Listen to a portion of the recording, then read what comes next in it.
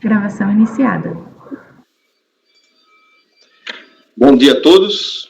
Vamos dar início à sessão da primeira turma ordinária da 4ª Câmara, da primeira sessão de julgamento do CARF, período da manhã do dia 13 de abril de 2021.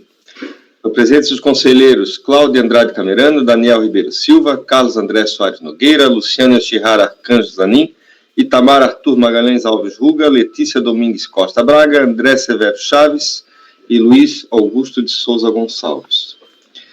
Nessa manhã do dia 13, a gente tem uma sustentação oral, justamente do item 17, que nós vamos adiantar o julgamento.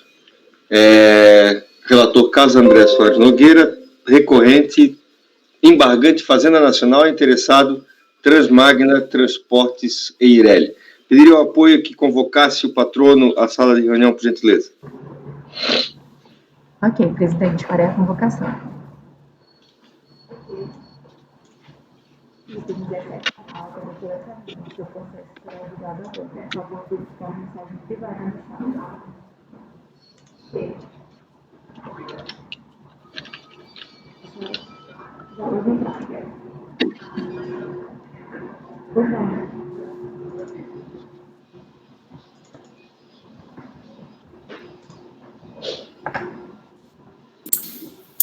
Bom dia.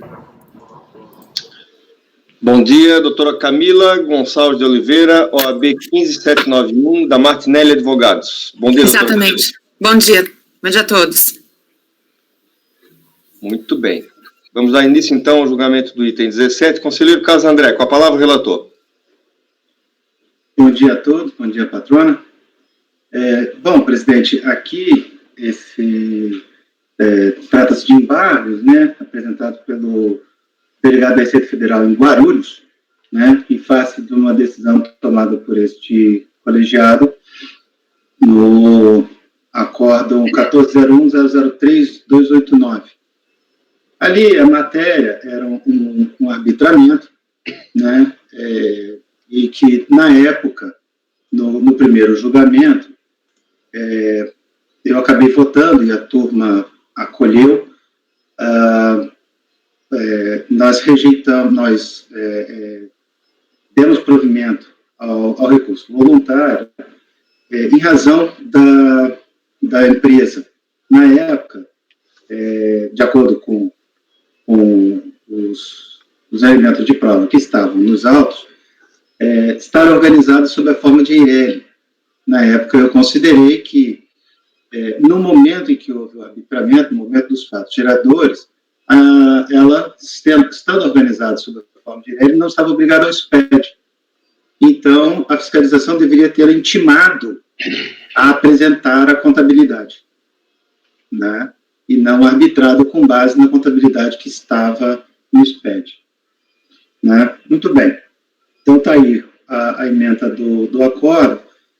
E, em síntese, o que o delegado da Receita Federal alega é que, na época dos fatos, a empresa se organizava como sociedade empresária e não como Eireli, que ela teria se transformado em Eireli posteriormente. Né? E, portanto, pelos próprios fundamentos do voto, eu fiz, né, a separação em cada momento, quem passou a estar obrigado ao SPED, né, haveria um lapso manifesto, então, na decisão, e ela precisaria ser revista. Né? Então, passando ali direto para a parte que eu reproduzi do despacho de admissibilidade, né, ali destacado em amarelo, né, os embargos inominados foram admitidos em razão de lapso manifesto na decisão pergastada. Aduza o embargante a existência de vício no julgado, no que se refere à premissa de que a contribuinte estava na condição de empresa individual de responsabilidade limitada no período abrangido pelo auto de infração, 2013. Alega que apenas em 2015 a empresa torna-se Eireli e que o erro assim evidenciado deve ser sanado a partir do acolhimento dos embargos inominados interpostos. né? Então, essa é a questão, essa é a matéria. Passando lá para baixo, a apreciação do despacho de admissibilidade propriamente dito. A partir do exposto e compulsão dos autos, verifica-se que assiste razão a embargante, uma vez que o erro apontado quanto ao entendimento... Questão de ordem, conselheiro, vai haver sustentação. Eu estou apenas fazendo o relatório. Tá. Eu estou reproduzindo o despacho os embargos. Não tenho ainda no meu voto. Desculpe. Eu estou reproduzindo apenas o despacho de admissibilidade. Os termos em que os embargos foram admitidos. Admitidos. A partir do exposto e compulsão dos autos, verifica-se que assiste razão a embargante, uma vez que o erro apontado quanto ao entendimento de que a contribuinte não era sociedade empresária, por ocasião do período fiscalizado, caracteriza inexatidão material, devido a lapso manifesto. Isso porque se constata que não resultou de análise jurídica a menção feita na decisão no sentido de que a contribuinte não estava constituída na forma de sociedade empresária, mas infere-se, decorreu da simples observação do nome Transmagna Transportes Eireli, no recurso voluntário, pois não se tem a ligação recursal nesse sentido. Tendo sido tal argumento ponto de sustentação da decisão ora embargada, suscitado apenas no voto condutor. Em adição a isso, nos documentos comprobatórios que integram o recurso voluntário, correspondentes aos extratos SPED da ECD, transmitido no período de 1/12/2013 a 31/12/2013, tem-se no cabeçalho o nome Transmagna Transportes Limitado, bem assim no cabeçalho da DIPJ, constante no acórdão de impugnação, o que revela o lapso manifesto do colegiado, por ser claro e indicativo de que se tratava de sociedade empresária no período fiscalizado. Então, esses são os termos em que os embargos foram admitidos para julgamento. E esse é o relatório, presidente. Com a palavra, a patrona. Desculpe primeiro, conselheiro relator, quando o senhor começou, eu comecei eu lembrei do despacho de admissibilidade, mas, enfim, só me perdoe aí pela intromissão, inicialmente. Excelentíssimo conselheiro relator, excelentíssimo conselheiro presidente, demais relatores, demais conselheiros, conselheiras também, eu gostaria de começar aqui, realmente, fazendo um pouco do histórico, reforçando um pouco desse histórico que o conselheiro Carlos acabou de destacar. Realmente, os embargos de declaração, contra esse primeiro acordo, houve, inclusive, oposição de embargos do contribuinte, né, sobre a questão do vício formal ou vício material, que não foi admitidos. Então, também não vou tratar disso, porque não é o caso aqui de se tratar disso. O ponto agora que nós estamos diante nesse julgamento, realmente são os embargos de declaração postos pelo delegado de origem, tá? E, realmente, no entender do contribuinte, são dois pontos que ele levantou nos embargos de declaração. Primeiro, como muito bem destacado pelo conselheiro Carlos André, e como está muito bem destacado no despacho de admissibilidade do presidente, se refere a um erro de manifesto, de fato, tá? Consistente na obrigatoriedade de apresentação de ACD, né, que o conselheiro Carlos André fez um voto belíssimo sobre as legislações, fazendo delimitações de quando que cada sociedade passou a ser obrigada a apresentar a escrituração contábil digital.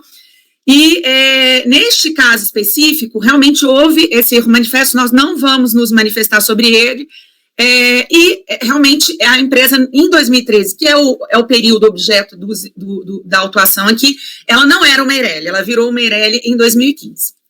Tá? Isso é uma questão que a gente não vai realmente levantar. Apesar de nós sabermos que o despacho foi muito preciso em relação ao ponto da admissibilidade dos embargos de declaração, que é só quanto a este ponto, os embargos também, e por essa cautela estamos aqui fazendo a sustentação oral, os embargos pedem efeito modificativo do julgado, porque, além desse erro manifesto, ele entende que aí vem o segundo ponto dos embargos, que nós realmente aqui destacamos em sustentação oral, ele fala o seguinte, o delegado, e aí, com todas as vênias, eu acho com bastante acerto da análise de admissibilidade, acho que o conselheiro presidente foi bem preciso sobre o ponto aqui, porque nesse segundo ponto, que não seria o caso de arbitramento nessa situação concreta, porque essa é a alegação do delegado, porque como ela,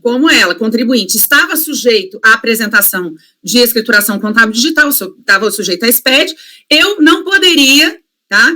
Eu não teria que intimar o contribuinte para apresentação de qualquer tipo de documento, porque uma vez que a legislação dizia que era tudo eletrônico, se ele não apresenta ou apresenta de forma diversa ali o documento digitalmente, eu já necessariamente posso passar para a questão do arbitramento, posso fazer o arbitramento aqui. Isso é uma interpretação, na verdade, esse ponto nós destacamos que não seria objeto da análise, e vamos reforçar aqui, que não deveria ser objeto de análise aqui, porque, na verdade, é um verdadeiro recurso, não é embargo de declaração. Não existe omissão, obscuridade ou erro material aqui nesse segundo ponto, tá? São pontos, são questões independentes. A conclusão do conselheiro Carlos André, do relator, naquele acórdão, foi muito clara. Claro que ele adentrou, houve um erro ali, quando falou que a empresa, de fato, né, pelo racional do acórdão, não estaria sujeita a ECD por conta, né, por se tratar de uma EIRELI. Essa questão nós não vamos levantar. Então, realmente, houve essa menção, mas o ponto do voto, e é um ponto absolutamente independente e suficiente por si só para se manter a conclusão do acórdão, foi no sentido seguinte, que a jurisprudência hoje atual no caso. Realmente, o arbitramento, como bem destacado pelo relator naquela ocasião, não é uma medida extrema, é uma medida excepcional, é uma medida que é uma forma de apuração que se aplica em casos determinados. E neste caso determinado, o que o conselheiro apurou? E não foi negado pelo delegado em seus embargos de declaração. Não houve a intimação do contribuinte para apresentação, seja de documentos contábeis, né, que eventualmente pudesse ter algum tipo de controle paralelo, seja por apresentação de algum tipo de justificativa para tanto, seja apresentação de documentos fiscais. Então, ela não foi intimada, e isso não foi negado pelo delegado, e, aliás, muito pelo contrário, foi corroborado por ele nos embargos de declaração, não foi negado, não houve a necessária intimação do contribuinte para apresentação de documentos, eventualmente para que se pudesse ter o refazimento dessa escrita deficiente. A gente sabe que o CLARF, que o procedimento administrativo federal, ele é regido pelo princípio da busca da verdade material, e, além disso, também pela a administração como um todo, também é regido pelo princípio da vedação ao enriquecimento ilícito. Então, neste caso aqui, a intimação, sim, se fazia necessária, independente de se tratar de uma empresa que estava sujeita à SPED. E a jurisprudência do CARF, como bem destacado pelo relator no seu voto, e também por outras jurisprudências já existentes no CARF, mesmo em época em que se considera o SPED, que a contribuinte estaria sujeita a essa estruturação digital, no sentido da necessidade, sim, da intimação do contribuinte. Portanto, a despeito de entendermos que essa matéria não foi admitida, porque o despacho foi muito claro, que o ponto que se deve destacar, que deve ser analisado aqui pelo colegiado, efetivamente e exclusivamente a questão da sujeição do contribuinte ou não à apresentação de escrituração contábil digital, que é um ponto absolutamente independente da correção ou não do arbitramento, que esse segundo ponto é um ponto que não foi, na nosso ver, admitido em sede de embargos, é um ponto independente e suficiente para a manutenção do julgado. Então, além disso, que se houver, como pediu o delegado, por fim, né, se realmente se verificar que há necessidade de um eventual efeito modificativo no julgado, nós aqui da tribuna pedimos que seja...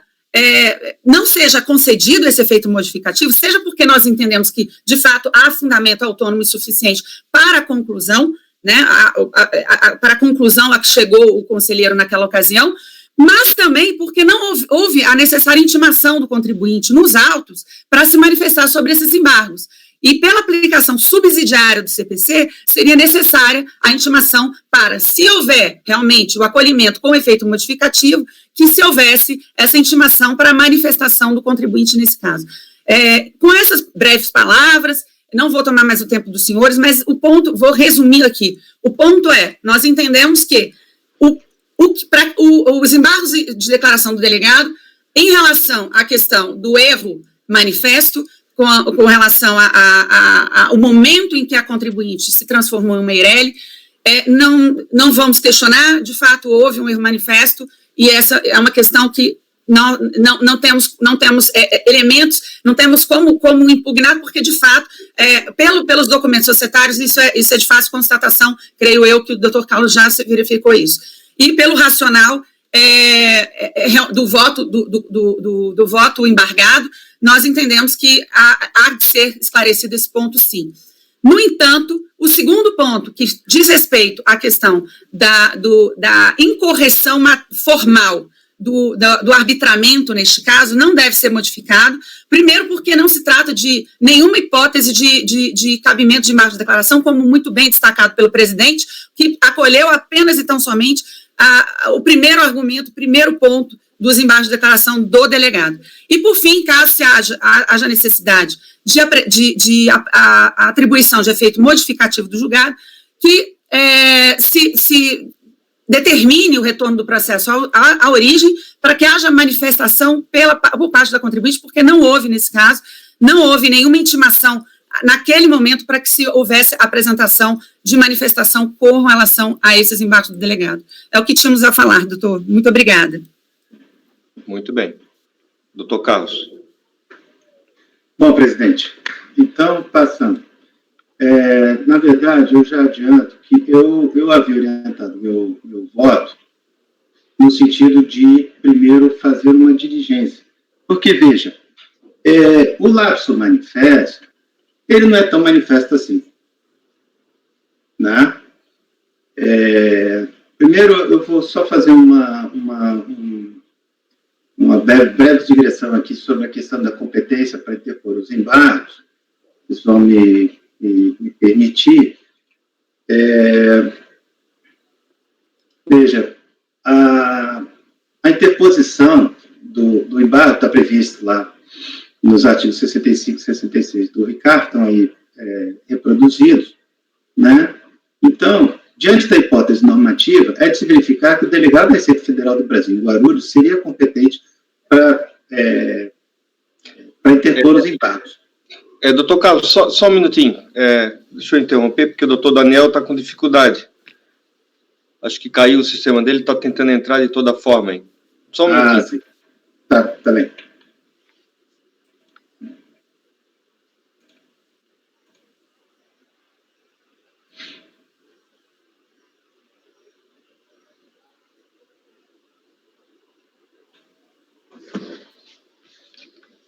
Temos uma profusão de Daniel Ribeiro na tela agora.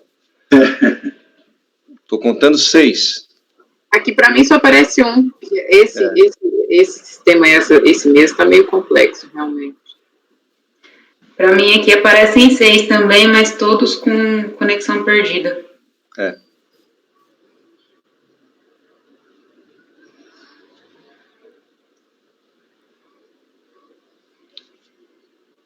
Vai aguardar um pouquinho.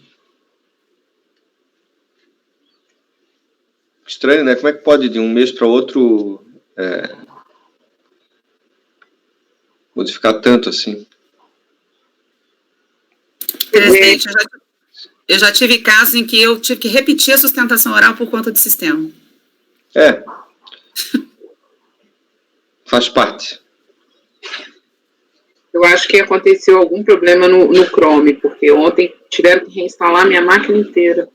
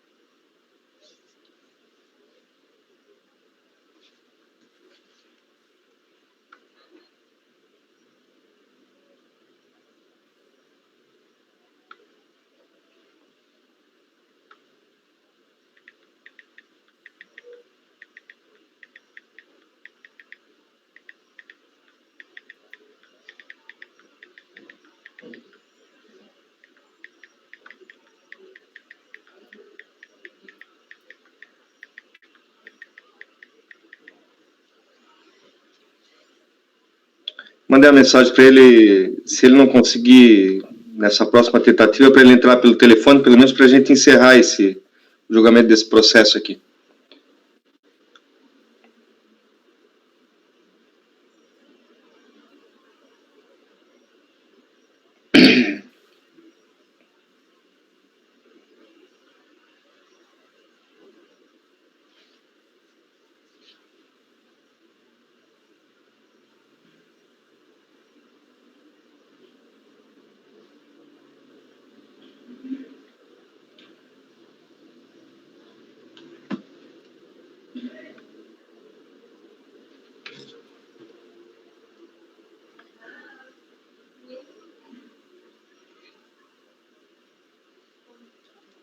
E o André permanece congelado, né, André?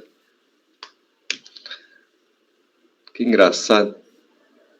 Aqui para mim não está aparecendo, presidente. Não Mas tá? pode andar que aparece. Na minha tela está congelado desde aquela hora. Agora, ontem, como tiveram que reinstalar um negócio na máquina, eu coloquei cabo ontem. Está no 5G de cabo. Então, acho que agora o meu não cai. Ótimo. Está ótimo.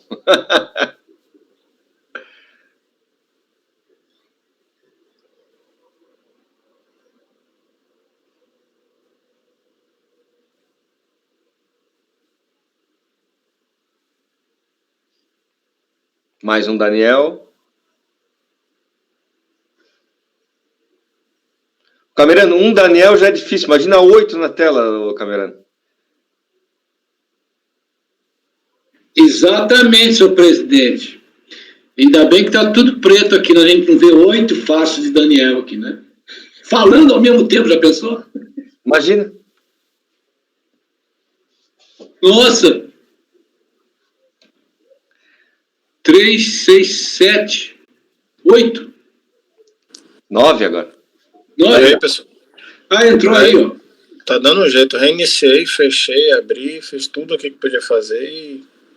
Abre, eu entro na sala, só que aparece todo mundo desligado. Eu ligo minha câmera, aparece normal, mas...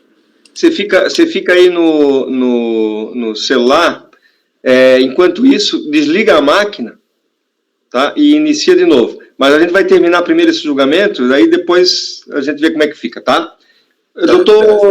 Doutor Carlos André, seu voto do início, tá? Bom, presidente, então, retomando, né? Então, eu faço aqui uma consideração, porque, veja, houve uma reestruturação da Receita Federal e o delegado que embargou não é o delegado responsável por fazer a liquidação e execução do acordo, né? Foi o delegado responsável pela equipe que fiscalizou, e não pela... Mas, de qualquer forma, eu estou acatando aqui a admissibilidade, tendo em vista que os embargos podem ser apresentados pelo próprio presidente, e o exame de admissibilidade me parece que supre isso, né? Muito bem. Em relação ao mérito, né? Como visto, a decisão ora atacada tomou como ponto de partida a decisão de que a contribuinte estaria, na época do espaço, organizada na forma de IREG. A partida convém destacar que, de forma diversa e inferida no despacho de admissibilidade, a conclusão deste relator de que a contribuinte era organizada na forma de IREG não veio da simples leitura do nome empresarial, embora este tenha, sim, efeitos jurídicos. A análise jurídica realizada por este relator de que a contribuinte era organizada na forma de IREG foi fundada na 80ª alteração do ato constitutivo da empresa individual de responsabilidade limitada, documento folhas 27 a 58, e na 82ª, né, que são os únicos atos societários juntados aos autos. Também é descabida a consideração de que a matéria teria sido originalmente suscitada no voto condutor. A alegação da recorrente de que não estava obrigada à apresentação da ECD na época dos fatos jurídicos, conforme se pode observar nos seguintes trechos das peças de defesa. Então, aqui, na impugnação e recurso voluntário. Tratava-se, portanto, de aplicação do direito no tempo, neste sentido, o que fez este relator foi determinar, de acordo com a legislação de regência, os momentos em que as pessoas jurídicas, Pirelli, sociedades empresárias, passaram a ser obrigadas a apresentar a ECD e aplicar tais premissas ao caso concreto. Repita-se de acordo com os únicos elementos de prova juntados aos autos.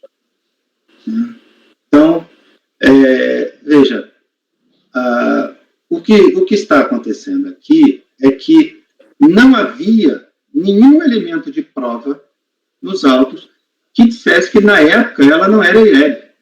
Pelo contrário, todos os elementos de prova que estavam juntados aos autos eram contratos sociais de Ireli. Certo?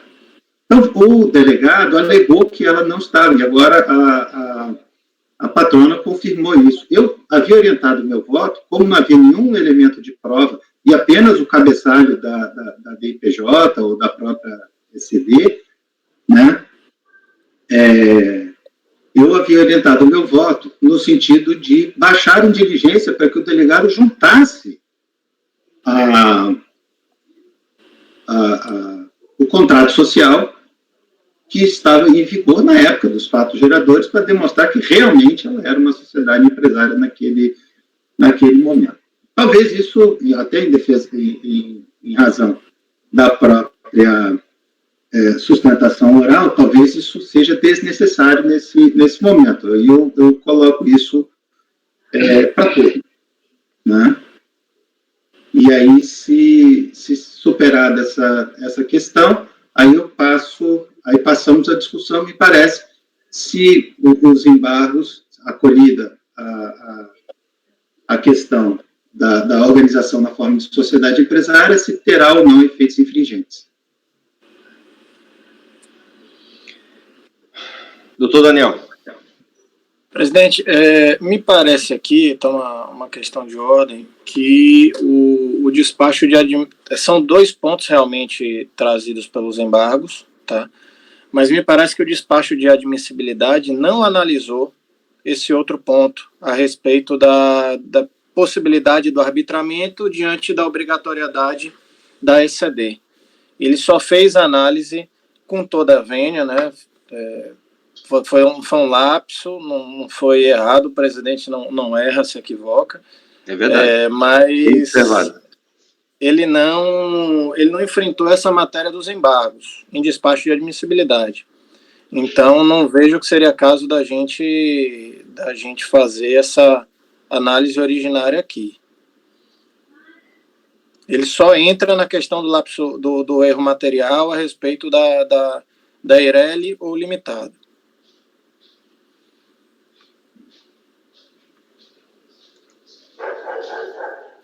Eu pergunto se é necessário fazer essa diligência que eu havia proposto. Né? Não sei, é porque eu estou dizendo a sustentação da patrona. Né? Não, esse eu acho que não. Eu estou falando porque eu acho que é algo até precedente, uma questão de ordem, relator, porque se realmente não houve análise da admissibilidade desse ponto dos embargos, seria o caso realmente de retornar para sanear.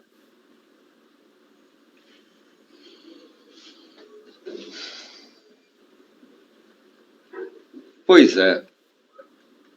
Eu acho que a diligência resta prejudicada, agora que a patrona, inclusive, confirmou.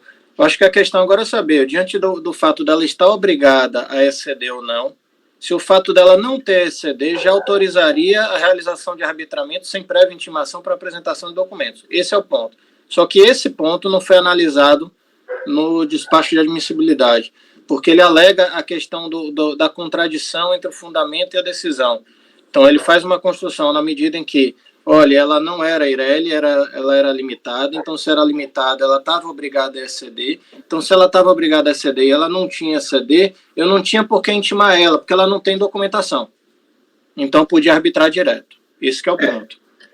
Na verdade, havia uma ECD, mas que era emprestada, que tinha apenas os saldos, né? Sim.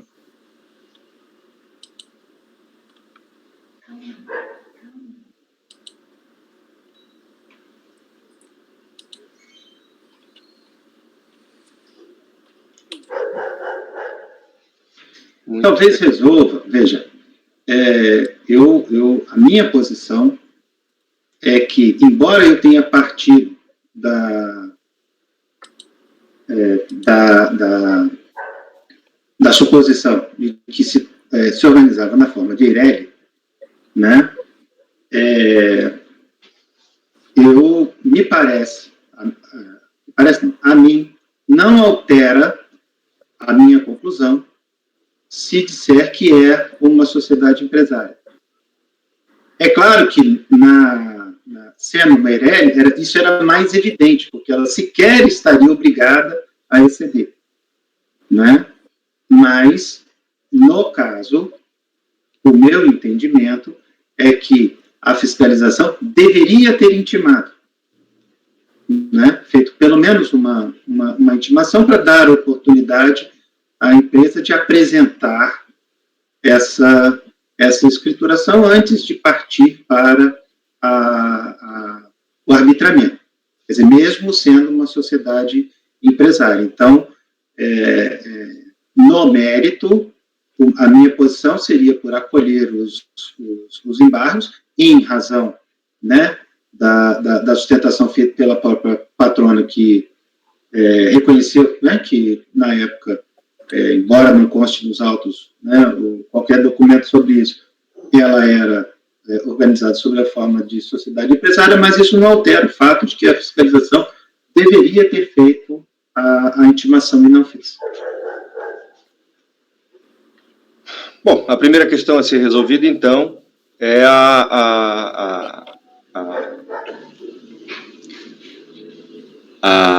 o fato já trazido pela própria recorrente de que ela, na época, não era uma Eireli.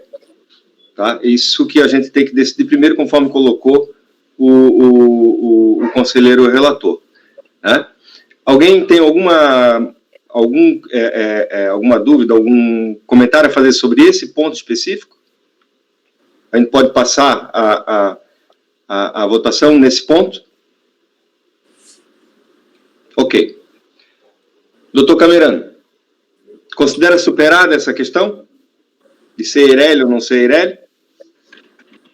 Considero superada, que realmente houve um equívoco aí. O relator está convertendo aqui em diligência para que seja confirmado. Isso daí me parece que é isso, né, relator? Eu havia feito meu voto nesse sentido, porque não há nenhum elemento de prova que, nos autos, que demonstre que ela, de fato, era uma sociedade empresária. Mas a patrona reconheceu isso no púlpito. Né? Então, não vejo mais necessidade de fazer esta diligência. Né? E, então, me parece que acolher os embargos no sentido de sanar o lapso manifesto, né, para reconhecer que se tratava de uma sociedade empresária na época dos fatos, isso me parece tranquilo. Né? A questão a se decidir é se os embargos, levantados pelo conselheiro Daniel, se os embargos foram admitidos para que se discuta essa questão, né, da falta de intimação, né, porque isso estava no fundamento do voto, ou se essa matéria não foi admitida.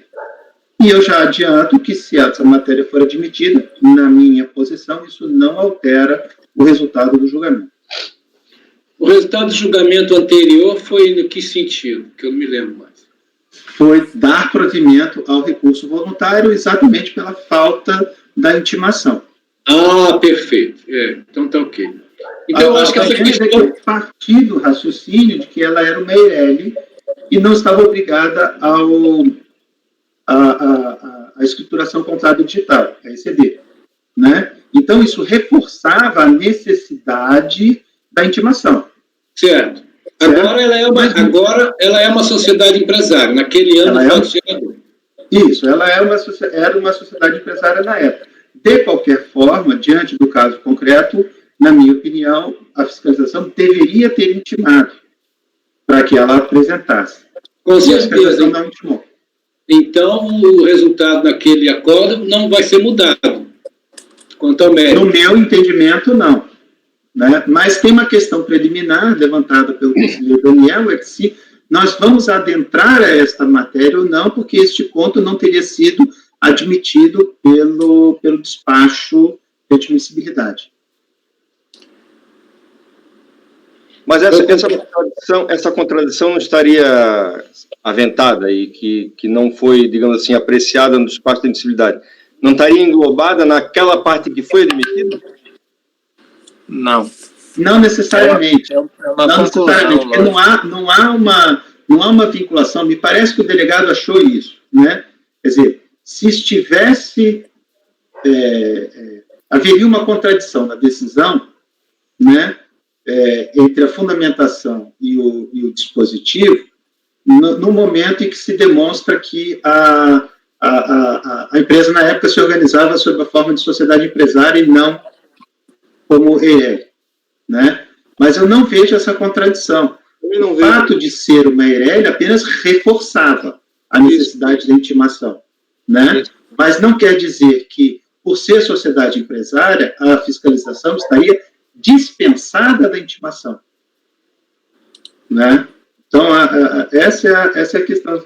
Se quiserem, eu posso até reler aqui o trecho em que eu, da decisão original, em que eu fiz esse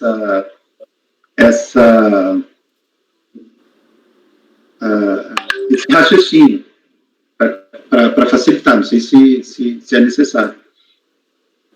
Leia, se eu puder, só antes aí, como sugestão, processualmente, de fato, esse ponto ele não foi analisado no despacho de admissibilidade. Então, hoje, o que está colocado para a gente é essa questão de exceder ou não. Eu acho que não impede, isso seria objeto, de repente, para novos embargos, certo? Isso não impede que o conselheiro relator, diante dessa posição dele, já de forma alternativa, já defenda que, mesmo que superada essa questão, restaria também mantida a decisão de piso nesse sentido, porque aí evita, de repente, novos embargos depois, entendeu? Sim, é justamente a ideia que está sendo colocada pelo conselheiro relator.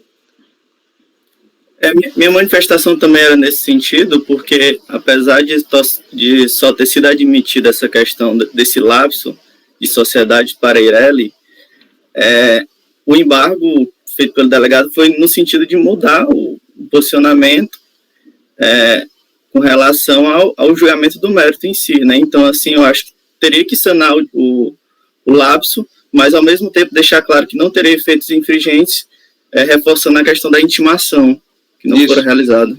Isso. Acho que é por aí.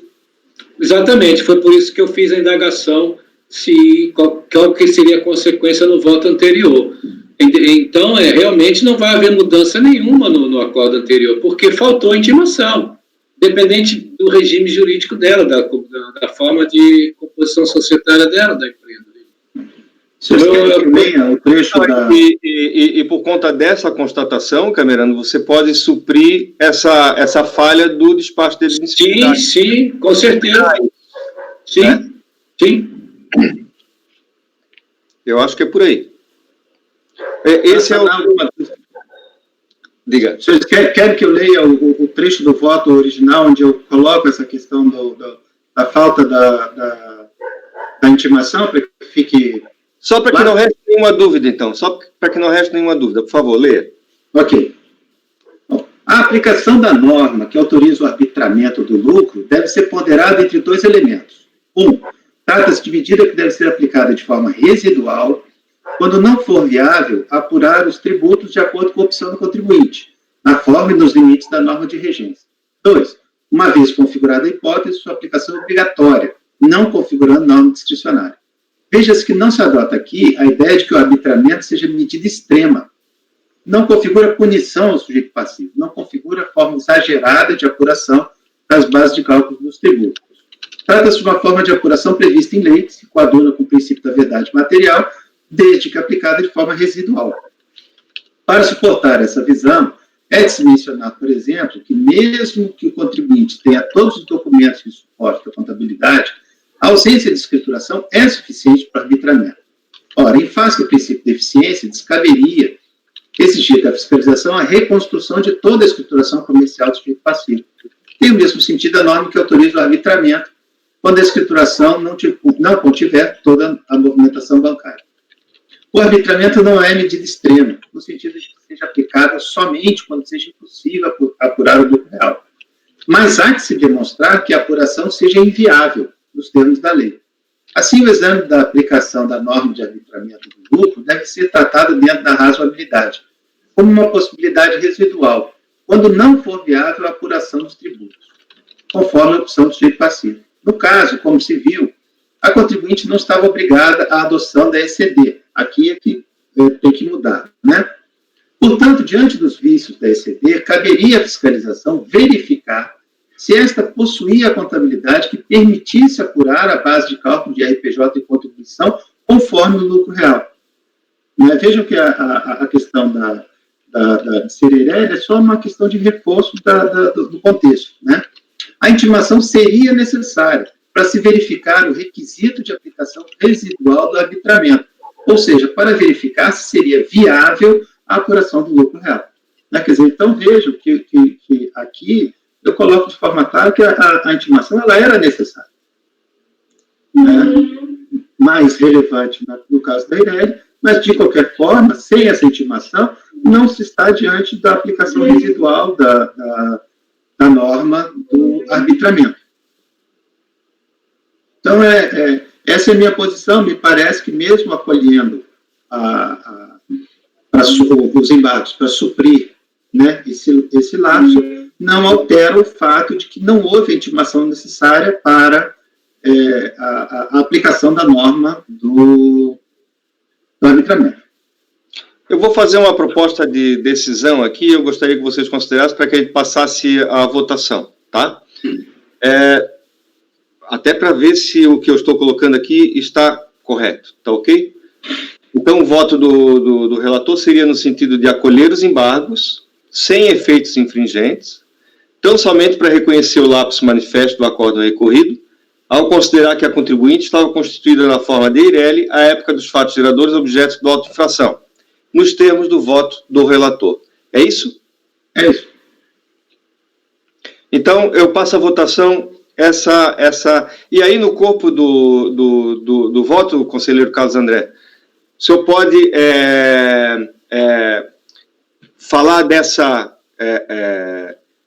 desse erro do despacho de admissibilidade e, de acordo com a decisão, concluir que ele está superado. Tá ok? Pode ser? Pode ser. E aí atende aquilo que o doutor Daniel levantou anteriormente. Certo, doutor Daniel? Pode ser? Pode sim. Então, posto a votação. Doutor Camerano. Eu acompanho o voto do relator, presidente, até porque esse processo vai retornar essa Câmara aqui, né? Eu acompanho do jeito que está aqui nos termos do voto do relator, presidente. Ok. Doutor Daniel. Acompanho o relator, presidente. Doutora Luciana. Acompanho o relator, presidente. Doutor Itamar. O relator, presidente. Doutora Letícia. Acompanho o relator, presidente. Doutor André. Com o relator. Então, por unanimidade de votos, acolher os embargos sem efeitos infringentes, então somente para reconhecer o lapso manifesto do acordo recorrido, ao considerar que a contribuinte estava constituída na forma de Ireli à época dos fatos geradores objeto do auto de infração, nos termos do voto do relator. Viu, doutora? Muito obrigada, doutores. Desculpe que o doutor Carlos André, de novo, trouxe uma confusão ainda no voto do senhor. Não era a minha intenção, mas que bom que tudo deu certo no final. Obrigada, doutores. Bom trabalho. Ok.